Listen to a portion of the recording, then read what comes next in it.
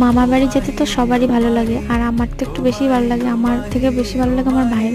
কারণ আমার মামা বাড়ি তো অনেক লোক, 4টে মামা মামি, তারপরে দাদা দিদি ভাই অনেকে আছেন, ওই জন্যই ভালো লাগে। আর কখন যে সময় চলে যায় বুঝতেও পারবে না, টিভিও দেখার লাগে না, ফোনও দেখা লাগে না, এমনি সময় কেটে যায়।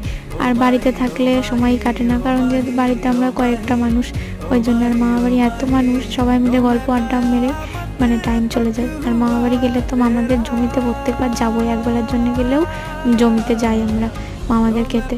আর গিয়ে দেখি যে এবার আখ হয়েছে, তারপর আমার মেজো মামি একটা দাও নিয়ে আসলো, তারপর আমার মা আবার সেটা দিয়ে আখ কেটে 3-4টে হলো, মানে 3-4 টুকরো হলো, সেখান থেকে আমরা সবাই মিলে ভাগ করে খেলাম। আর এত মিষ্টি হয়েছে আখটা, কি বলবো। ওখান থেকে একটা আখ নিয়ে আমিও খাওয়া শুরু করে দিলাম। আর আজকের ভিডিওটা এই পর্যন্তই, দেখা হবে পরে আর একটা ভিডিওতে। আর আজকের ভিডিওটা কেমন লাগলো সেটা বলতে কিন্তু একদম ভুলো না, আর চ্যানেলটাকে অবশ্যই সাবস্ক্রাইব করে